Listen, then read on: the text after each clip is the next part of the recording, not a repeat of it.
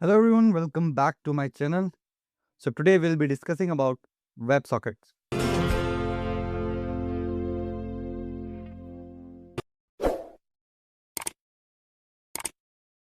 So have you ever wondered how apps like WhatsApp, live cricket score app, stock market apps, or any multiplayer game update instantly? You send a message and the other person receives it almost immediately. No refresh, no waiting, no reloading of the page. So how does that actually happen? Because of this technology called WebSocket. Today, we'll deeply understand what problem WebSocket solves, why HTTPs are not enough, and how WebSocket works, how chat app use it, and how we can scale it to million of users. So first thing we'll understand what is the problem with HTTP, because HTTP is already there to do the communication between the client and servers. Like client can send requests and HTTP can, oh sorry, client can send the request over HTTP and server can fulfill it. So what is the problem with that? We go with the same approach for our multiplayer games, our chat application? Why we are going for WebSocket? So there is a problem here. So when client send request, server send response back, then after it, the connection between them ends. So like you open a web page, browser requests, give me home page, server respond, here it is, done. So after that, the connection is closed. Now imagine chat application, you want a new message instantly.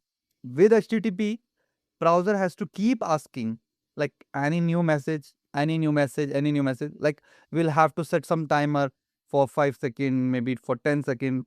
Is there any new message? So this is called polling. Okay. We can use the polling mechanism with HTTP. But there are problem with polling that we'll have to send many unnecessary requests. Like sometimes the message is not there, the end user is not replying for an hour. Okay. Or maybe they are not even replying for a whole day. So in that case, the client will continue to send requests. If there are new message, is there a new message? So it wastes the bandwidth, it wastes server resources, and it delay the checks. So it's a poor real-time experience. So that's why the real-time application needs some better solution.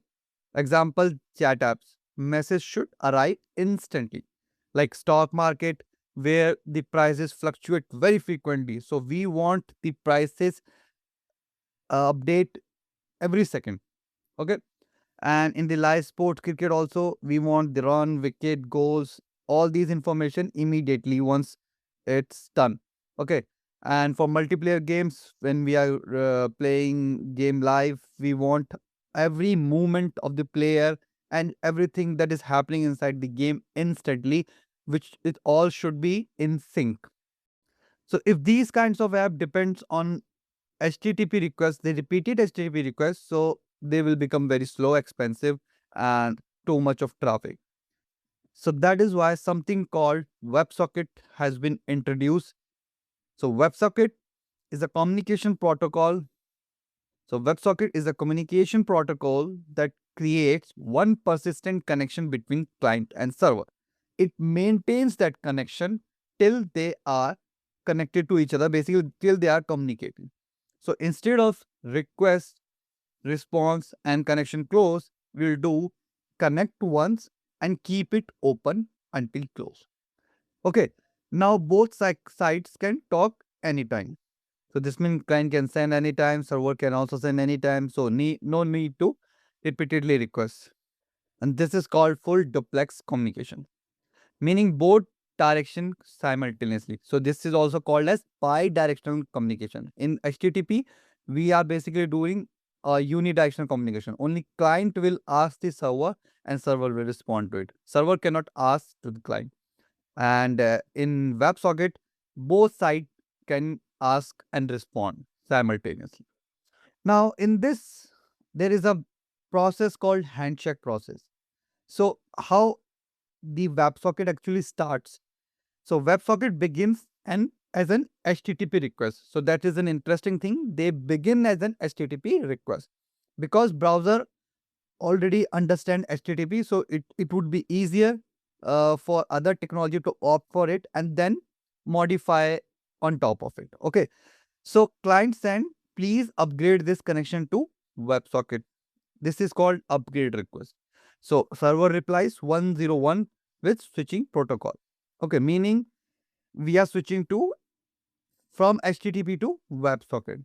So initially the request sent as an HTTP and then it is converted to WebSocket connection. So WebSocket does not replace HTTP from beginning. It starts with HTTP handshake and then it upgrades itself. Now how message flows actually. Now once the connection between both the client, we can say both client or both server, anything. Okay. So we can say both client. Once connection is established between both the clients, messages can move both ways anytime, right?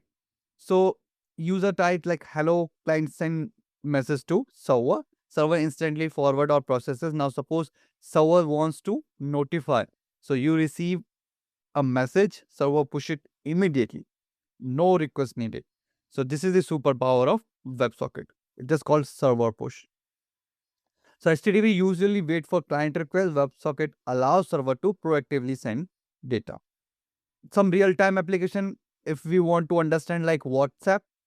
So in WhatsApp, I've already created a video on the WhatsApp architecture. If you want, you can go and check out my system design from scratch series. So you will understand it better how we can communicate real time using WebSocket. But for this video, let me give you a quick example. If user A and user B both opens WhatsApp app, both devices maintain WebSocket connection to chat server. Okay. So A is connected to server and server B is also connected to the server. A can send to server, server can send to A, server can send to B, B can send to server. Okay. So now user A sends hi. It flows message through WebSocket. Server receives instantly. Server checks B online status. If online, instantly push to B. B sees message immediately, and that's why chat feels real time. Now, if B replies, same flow in reverse will happen. This is why WebSocket is ideal for chat system. How we do scaling in WebSocket? Now, let's think like system designer. What if 50 million users are online? Each user keeps connection open. That means millions of simultaneous open socket. So this creates challenges. First challenge, memory usage, because each connection will use the resources. Second, network load. Like we have millions of users online, so definitely it will create network load. Server limits. One server cannot hold everyone. So we scale this thing using load balancer. So user distributed across many WebSocket server using the load balancer. And we can use multiple app servers, thousands or millions of users spread across cluster. So different app servers can handle different users requests. And we can use sticky routing or session awareness. So message from same user should reach correct server. Okay. And we have something called as pub sub backend framework, like publisher and subscriber framework. If user A on server 1 send message to user B on maybe server 9, so backend system coordinate this delivery. So this is how real chat system scale. Now when to use this and when to avoid. So should we always use WebSocket? The answer is no. Use WebSocket when real-time communication matters. So good use cases like chat apps, live notification, multiplayer games, stock ticker, okay, live dashboard, where the responses needs to be instant. Okay.